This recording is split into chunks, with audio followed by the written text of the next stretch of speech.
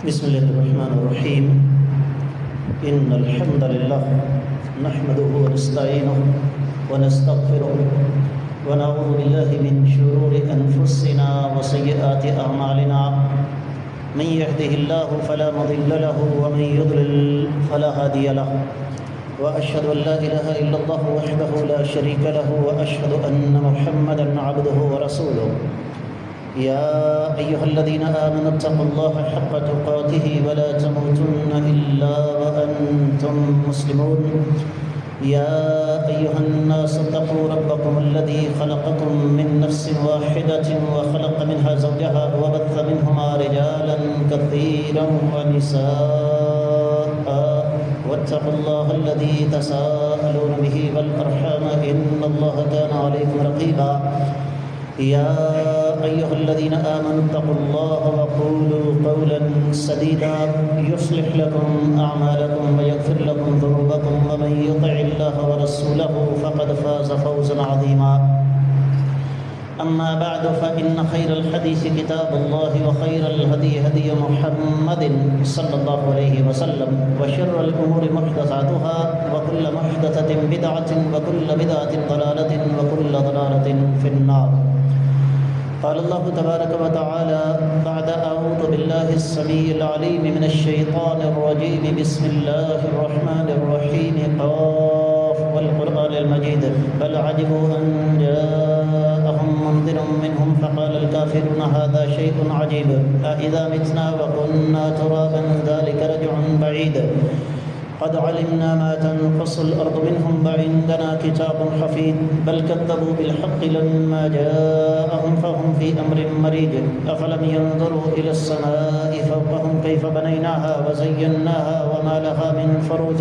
والأرض مددناها وألقينا فيها رواسي وأنبتنا فيها من كل زوج بهيج، تبصرة وذكرى لكل عبد منيب.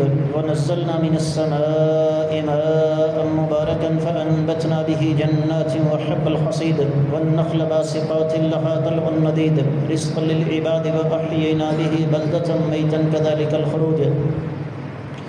كذبت قبلهم قوم نوح وأصحاب الرس وثمود وعاد وفرعون وإخوان لوط وأصحاب الأيكة وقوم تبع كل كذب الرسل فحق وعيد. أفعينا بالخلق الأول بل هم في لبس من خلق جديد. ولقد خلقنا الإنسان ونعلم ما توسوس به نفسه ونحن أقرب إليه من حبل الوريد. إذ يتلقى المتلقيان عن اليمين وعن الشمال قعيد. ما يلفظ من قول إلا لديه رقيب عتيد.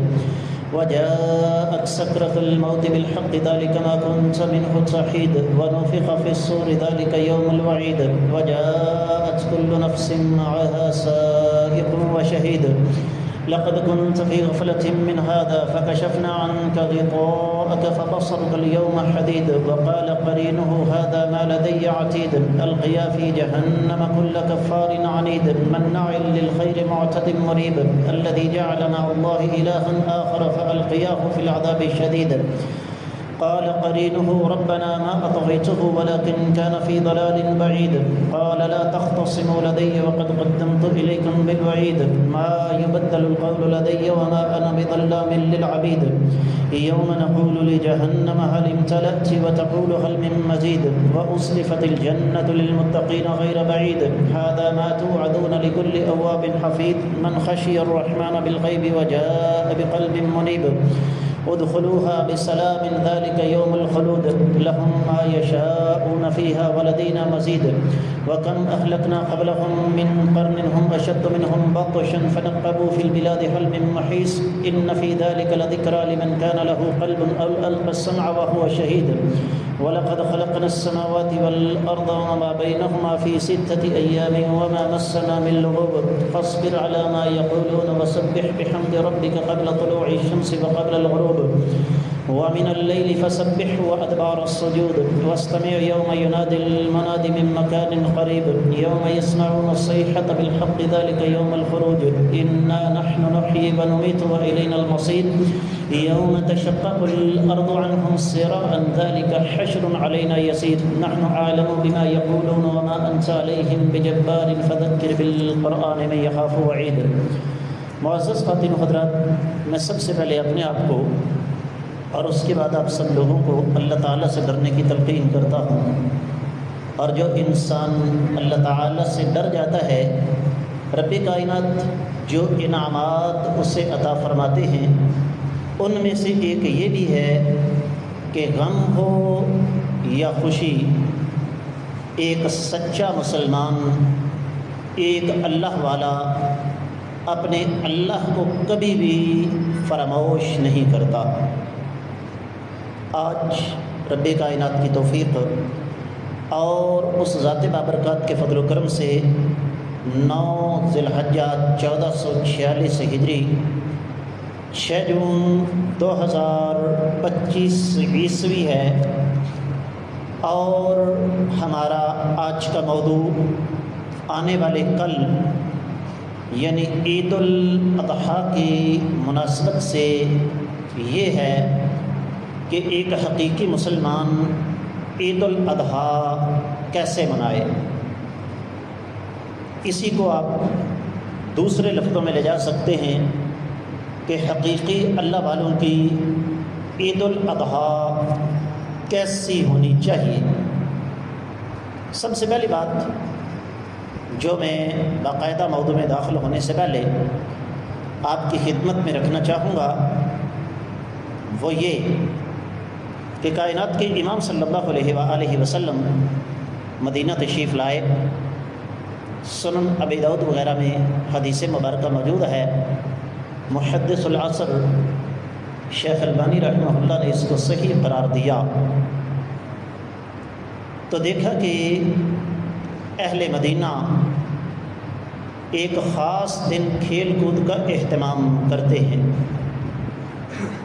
تو فرمایا فَإِنَّ اللَّهَ قَدْ أَبْدَلَكُمْ يَوْمَيْنِ خَيْرًا مِّنْهُمَا يَوْمَ الْفِطْرِ وَيَوْمَ النَّحْرِ۔ رب کائنات نے ان یہودیوں کے کھیل کود کے دن کے مقابلے میں تمہیں خوشی کے 2 دن عطا فرمائے ہیں، اور وہ 2 دن عید الفطر اور یوم النحر یعنی قربانی والا دن ہے۔ یہاں پر حدیث مبارکہ میں نبی علیہ الصلوۃ والسلام یہ بھی کہہ سکتے تھے کہ یوم الاضحیٰ، اور یہ طے شدہ بات ہے کہ ایک عید الفطر ہے، دوسری عید الاضحیٰ ہے، لیکن آقا علیہ الصلوۃ والسلام نے اس کو یوم النحر کیوں قرار دیا، اس کی بھی ایک خاص وجہ ہے، وہ انشاءاللہ میں آگے جا کے آپ کو بتاؤں گا۔ تو اس سے پتہ یہ چلا کہ کائنات کے امام صلی اللہ علیہ وسلم کی مبارک زبان سے مسلمان کے لیے خوشی کے 2 دن ہیں، عید الفطر اور عید الاضحیٰ، اور یہ دونوں دن رب کائنات کی عطا ہیں، اس میں انسان کا اپنا کوئی عمل دخل نہیں ہے۔ اور اس سے ایک اور بڑی قیمتی بات ہمارے سامنے آتی ہے، وہ یہ کہ مسلمان اپنی خوشی کے دن کا تعین بھی رب کائنات کی وحی سے کرتا ہے۔ وجہ مسلمان، یہ الف نون کا لفظ ساتھ ملا فارسی میں آ کے تو لفظ مسلمان ہو گیا۔ اصل لفظ مسلم ہے، جس کا معنی ہے مطیع، فرما بردار، اطاعت کرنے والا۔ تو اس کا مطلب کیا ہوا کہ مسلمان کی خوشی بھی اللہ تعالیٰ کے احکامات کے متحد ہوتی ہے۔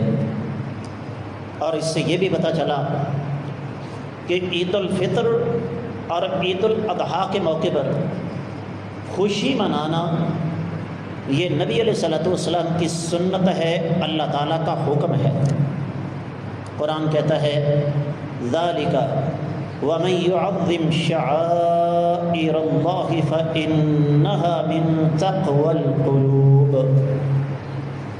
جو شخص رب کائنات کے طے کردہ شعائر کا احترام کرے تو یہ دلوں کے تقوی کی علامت ہے، اللہ تعالیٰ سے ڈرنے کی علامت ہے۔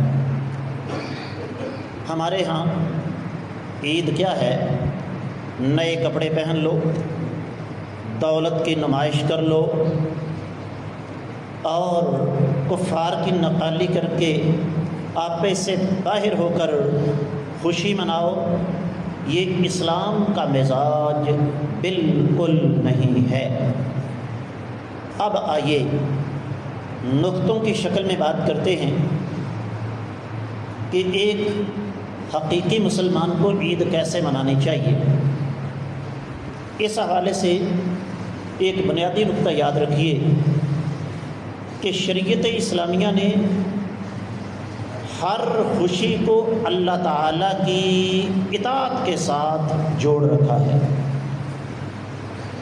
جس کا سب سے بڑا ثبوت کیا ہے کہ ہم لوگ اپنی عید کا آغاز کرتے ہیں کس چیز کے ساتھ؟ عید کا چاند نظر آتے ہی، چاہے وہ عید الفطر ہو چاہے عید الاضحیٰ ہو، سب سے پہلے ایک دعا پڑھی جاتی ہے، اللہم احلہ علینا بالیمن والایمان والسلامۃ والاسلام ربی وربک اللہ۔ عید کا چاند نظر آیا، سب سے پہلے اللہ کے حضور دعا پڑھی جو کائنات کے امام صلی اللہ علیہ وآلہ وسلم نے ہمیں بتائی ہے۔ یہ پنکھا بند کرو بیٹا، یہ پنکھا بند کرو۔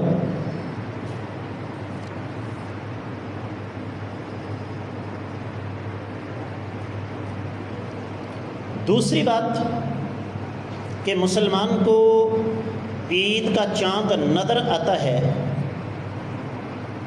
تو وہ سب سے پہلا کام کیا کرتا ہے؟ دعا پڑھنے کے بعد تکبیرات شروع کر دیتا ہے، اللہ اکبر اللہ اکبر اللہ اکبر، لا الہ الا اللہ واللہ اکبر اللہ اکبر وللہ الحمد۔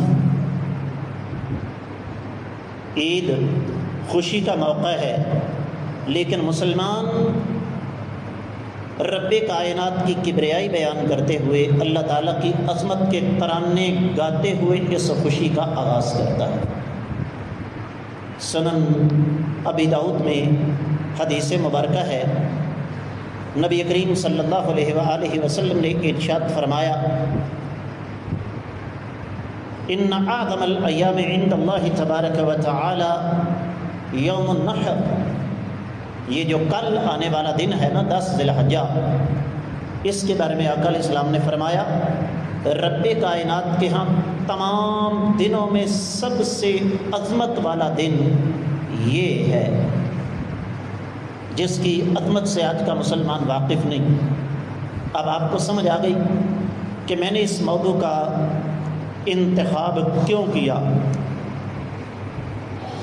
امام ابن قیم رحمۃ اللہ علیہ نے اس مناسبت سے ایک بڑی پیاری بات کی ہے، فرماتے ہیں یوم النحر ہوا یوم العید، قربانی والا دن سب سے پہلے تو عید کا دن ہے، و یوم الحج الاکبر، یہ حج اکبر کا دن ہے، و یوم الاذان ببراءۃ اللہ ورسولہ من کل مشرک، یہ وہ دن ہے جس دن رب کائنات نے اپنے آپ کو اور اپنے رسول صلی اللہ علیہ وسلم کو ہر مشرک سے لا تعلق کرنے کا اعلان کر دیا۔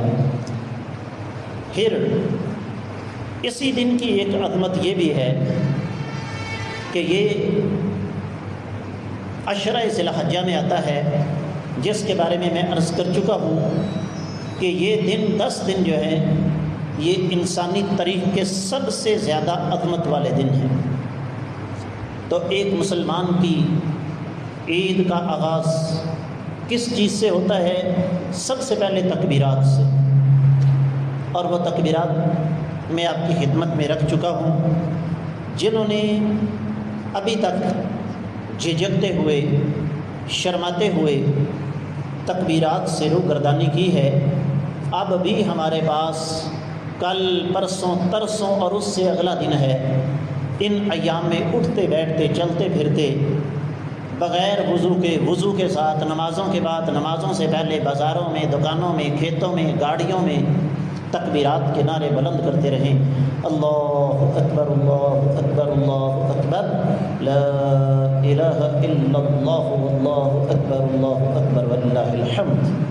قرآن کہتا ہے وَاذْكُرُوا اللَّهَ فِي أَيَّامٍ مَّعْدُودَاتٍ. اہل علم نے یہ لکھا کہ اگرچہ یہ الفاظ کہ اللہ کو یاد کرو گنتی کے دنوں میں، لیکن یہ حجاج کرام کے ساتھ ہماری مشابہت ہو جاتی ہے. وہ وہاں مشاعر مقدسہ میں اللہ تعالیٰ کے نام کا نعرہ بلند کرتے ہیں اور ہم یہاں بیٹھ کر اللہ تعالیٰ کا نام بلند کرتے ہیں. دوسرا کام نماز عید، جس کی طرف ہماری اکثریت وہ توجہ نہیں دیتی جو دینی چاہیے. بڑا سخت حکم ہے. اہل علم اس نماز کو فرض کے قریب سمجھتے ہیں. ہمیں شیطان نے ایک انتہائی غلط لفظ دے دیا، او خیر صلی کیڑی فرض ہے. مسلمانوں جیسا نام رکھنا بھی کوئی فرض نہیں ہے. کیا خیال ہے پھر؟ نہیں رکھنے چاہیے. شادی کرنا بھی کوئی فرض نہیں، 3 ٹائم کھانا کھانا بھی کوئی فرض نہیں ہے. بہت سارے کام ہم ایسے کرتے ہیں جو فرض نہیں ہوتے لیکن کرتے ہیں. اور پھر اس بارے میں یہ بات بھی ذہن میں رکھیے کہ نبی کریم صلی اللہ علیہ وسلم نے اس کی سخت تاکید فرمائی. فرمایا اس سے بڑی بات کیا ہوگی کہ جو خواتین غربت کی وجہ سے، قسم پرسی کی وجہ سے، تنگ دستی کی وجہ سے ان کے پاس بڑی چادر نہیں ہے پردہ کرنے کے لیے، ایک ایک بڑی چادر میں، ایک ایک برقعے میں 2 خواتین بھی آئیں. یہاں تک کہ ماہانہ ایام والی خواتین کو بھی رخصت نہیں ہے. فرمایا وہ نماز تو نہ پڑھیں لیکن مسلمانوں کی دعا کے اندر ضرور شامل ہوں. اس کی وجہ یہ ہے، یہ میں بھی جانتا ہوں، آپ بھی جانتے ہیں کہ بہت سارے لوگ ایسے ہوتے ہیں جن کے ساتھ ہماری ملاقات سال کے بعد 1 دن ہی ہوتی ہے. اور یہ بھی یاد رکھیے کہ نبی کریم صلی اللہ علیہ وسلم کا فرمان ہے جس نے عید سے پہلے جانور ذبح کر لیا وہ عام ذبیحہ ہے. جانور ذبح کرنے کا اصل وقت عید کی نماز کے بعد ہے. اور عید کی نماز کتنی رکھتے ہیں جی؟ 2. سنت کے مطابق پہلی رکعت میں تکبیر تحریمہ کے بعد 7 تکبیرات اور دوسری رکعت میں سنت کے مطابق پہلی تکبیر کے بعد 5 تکبیریں. سنت یہ ہے کہ عید کی نماز میں پہلی رکعت میں سورۃ الفاتحہ کے بعد سورۃ الاعلیٰ اور دوسری میں سورۃ الغاشیہ پڑھی جائے. اسی طریقے سے پہلی رکعت میں سورہ قاف اور دوسری میں سورۃ القمر بھی اللہ کے نبی صلی اللہ علیہ وسلم سے ثابت ہے. نماز کے بعد امام لوگوں کو خطبہ دے گا اور اس خطبے میں اختصار سنت ہے. عید کا خطبہ منٹوں کے حساب سے ہونا چاہیے، گھنٹوں کے حساب سے نہیں. تیسرا کام قربانی. قرآن کہتا ہے فَصَلِّ لِرَبِّكَ وَانْحَرْ. اے میرے نبی صلی اللہ علیہ وسلم آپ اپنے اللہ کو راضی کرنے کے لیے نماز ادا کریں اور قربانی کریں. اور نبی علیہ الصلوۃ والسلام کی حدیث سن لیجیے. فرمایا جو انسان استطاعت کے باوجود قربانی نہیں کرتا وہ ہماری عیدگاہ کے قریب بھی نہ آئے. دوسرے لفظوں میں آقا علیہ الصلوۃ والسلام کی اتنی سخت وعید ہے کہ آپ علیہ الصلوۃ والسلام نے ایسے انسان کو اپنی امت میں سے خارج کر دیا. میں یہ نہیں کہتا کہ ایسا بندہ کافر ہو جاتا ہے، یہ بہت بڑا فتویٰ ہے. بات بات پر کفر کا فتویٰ لگانا مناسب نہیں. اور پھر کائنات کے امام صلی اللہ علیہ وسلم نے بذات خود قربانی کی ہے جس کے ان گنت لاتعداد بے شمار فوائد ہیں. ان میں سے کچھ کا تذکرہ میں دوسرے خطبے میں کروں گا. اور نبی کریم صلی اللہ علیہ وسلم کی حدیث سنن ترمذی میں حسن درجے کی. فرمایا یوم النحر 10 ذی الحجہ کو جو کام کیے جاتے ہیں ان میں جو اللہ کو سب سے محبوب کام لگتا ہے وہ خون بہنا ہے. یہ جانور قیامت والے دن اپنے سینگوں کے ساتھ، اپنی اون کے ساتھ، اپنے بالوں کے ساتھ آئے گا، اس کا خون بہہ رہا ہوگا اور یہ اللہ کی بارگاہ میں سفارش کرے گا۔ اور اس حوالے سے اور بھی بہت ساری احادیث ہمیں مل جاتی ہیں۔ یہاں میں سمجھا دوں کہ قربانی کے دن 4 ہیں، 10، 11، 12 اور 13 ذی الحجہ۔ اسی طرح جو چوتھا کام ہے عید الاضحیٰ والے دن، وہ کیا ہے کہ شرعی حدود و قیود کے اندر رہ کر ہمیں باقاعدہ طور پر خوشی منانے کا حکم دیا گیا ہے۔ اس میں کوئی شبہ نہیں، میں آپ سب اپنے کئی پیاروں کو دفن کر چکے ہیں۔ اس حقیقت سے بھی انکار نہیں کہ اس وقت فلسطین کٹا پھٹا ہے، لیکن اس کا مطلب یہ قطعی طور پر نہیں کہ ہم لوگ اس خوشی کے موقع کو برباد کر دیں۔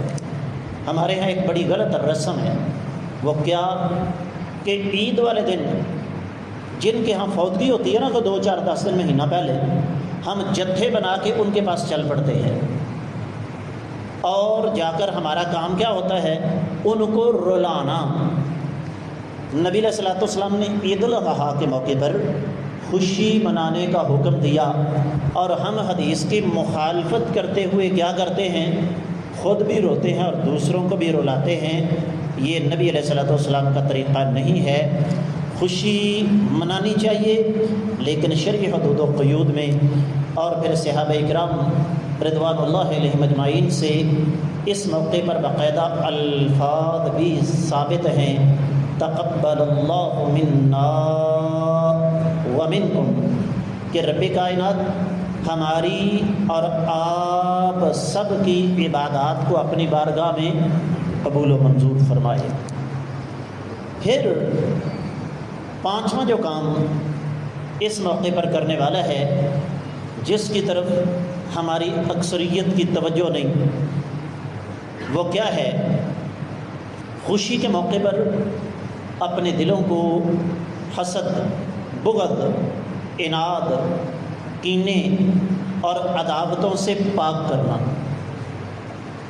ہوتا ہے انسان کو کچھ لوگوں کی طرف سے ایسے زخم، ایسے غم، ایسی تکالیف ملی ہوتی ہیں جنہیں فراموش نہیں کیا جا سکتا، لیکن اسلامی اخوت کا تقاضا یہ ہے کہ ہم اس خوشی کے موقع پر ایک دوسرے کے ساتھ باہمی میل ملاپ کا سلسلہ جاری کریں۔ اس کا مطلب یہ نہیں جو ہمارے ہاں لیا جاتا ہے کہ عید والے دن کی شام کو یوم سسرال ہم بنا دیتے ہیں، ٹھیک ہے، عید بڑی اور عید کے بعد کو تھوڑا بہت کھانا کھایا، اس کے بعد پھر سڑکوں کی شامت آ جاتی ہے۔ میں یہ سمجھتا ہوں کہ یہ سلسلہ غلط ہے، اور غلط کس وجہ سے ہے؟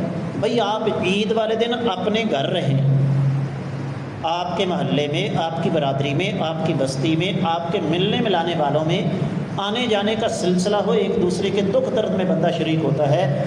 خوشی کے موقع پر ایک دوسرے کو ملنا ملانا، یہ ایک مسلمان کے لیے بڑی خوشی کی بات ہے۔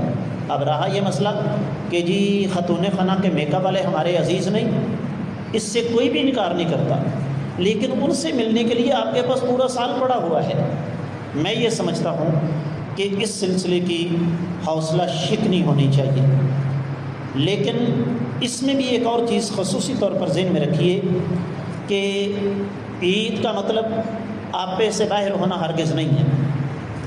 میں ایسے بدبختوں کو جانتا ہوں جنہوں نے باقاعدہ بکنگ کروا لی ہے، آج رات شراب کے کریٹ ان کے گھر پہنچ جائیں گے اور انہوں نے ساری رات ٹن ہونا ہے۔ کیوں جی؟ اس لیے کہ میں 4 بوٹیاں ود کھا لوں گا۔ یاد رکھیے موضوع کیا ہے، ایک حقیقی مسلمان کی عید کیسی ہونی چاہیے۔ اور پھر ظاہر بات ہے چونکہ یہ ام الخبائث ہے، خبیث چیزوں کی ماں ہے، اس کے منفی اثرات سے کسی کو بھی انکار نہیں کیا جا سکتا۔ میں بھی جانتا ہوں، آپ بھی جانتے ہیں کہ کئی ایسے بد نصیبے ہیں جن کا عید والا سارا دن ہسپتال میں گزرتا ہے۔ اسی طرح چھٹا کام جو ہم نے اس موقع پر کرنا ہے وہ کیا ہے؟ فقراء، غرباء، مساکین کے ساتھ احسان۔ اور جملہ نوٹ کیجئے، حقدار ملتا نہیں، تلاش کرنا پڑتا ہے۔ یہ جو ہمارے یہاں سلسلہ ہے نا، فون کر دیا کسی غریب بہن بھائی کو آ کر گوشت لے جاؤ، انتہائی غلط ہے۔ اور ڈرنا چاہیے اللہ تعالیٰ سے کہ کہیں رب کائنات اس وجہ سے قربانی ضائع نہ کر دے۔ عزت اور احترام ہر انسان کا ہوتا ہے، چاہے کوئی امیر ہے اور چاہے کوئی غریب ہے۔ آپ گوشت کو اچھے طریقے سے پیک کریں، اور پیک کرنے کے بعد بذات خود دے کر آئیں۔ لیکن دینے سے مراد جلوے نہیں ہیں، دینے سے مراد یہ نہیں کہ گول گول بوٹیاں رکھ لی ساری کی ساری اپنے فریزر میں اور جلوے چھچڑے وہ دے دیے۔ اور پھر یہ بھی ضروری نہیں، ہم نے پورے پنڈ کا ٹھیکہ نہیں لے رکھا، اپنی استطاعت کے مطابق جتنے گھروں میں آپ پہنچا سکتے ہیں پہنچائیں، لیکن کم از کم اتنا ضرور پہنچائیں کہ وہ ایک وقت میں پکا کے کھا تو سکیں۔ دو دو بوٹیاں، تین تین چار چار بوٹیاں بھیج دیتے ہیں، اس کا کوئی فائدہ نہیں ہوتا۔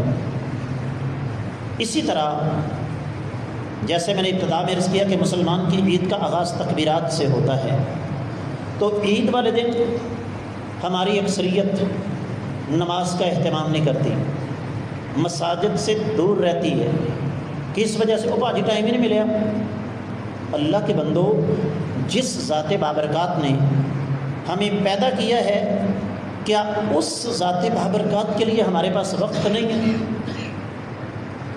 میں اکثر بیشتر یہ کہا کرتا ہوں کہ اگر ہماری قوم کو یہ بات سمجھ میں آ جائے نا کہ ہم رزق کی بجائے رازق کے پیچھے بھاگیں، مال کی بجائے مال دینے والے کے ساتھ اپنا تعلق مضبوط کریں، اللہ کی قسم اٹھا کے کہتا ہوں کبھی ہمارے ہاں خسارہ ہو ہی نہیں سکتا۔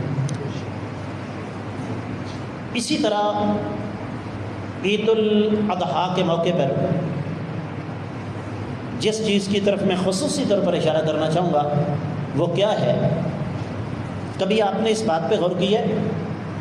ہمیں حج کے، قربانی کے، عید کے مسائل بتانے والا جو طبقہ ہے علماء کا، ان کی اکثریت بذات خود قربانی کرنے سے محروم رہتی ہے۔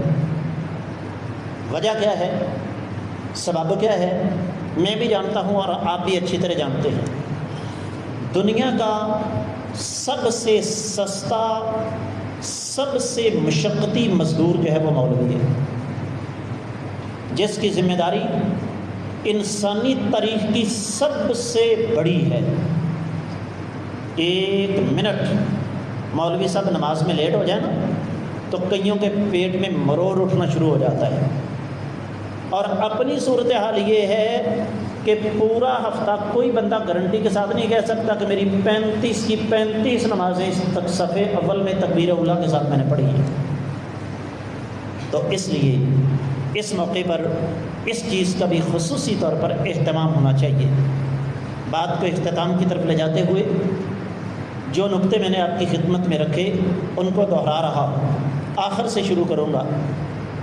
اپنے علماء کا خصوصی طور پر خیال رکھیں، عید کے موقع پر اپنے اللہ کو فراموش نہ کریں۔ اس نعمت کا شکر ادا کرنے کا بہترین طریقہ یہ ہے کہ عبادات کا خصوصی اہتمام کریں۔ فقراء، غرباء، مساکین کو تلاش کر کے ان کے ساتھ خصوصی طور پر تعاون کریں۔ اپنے دلوں کو حسد، بغض، عناد اور کینے سے پاک کریں۔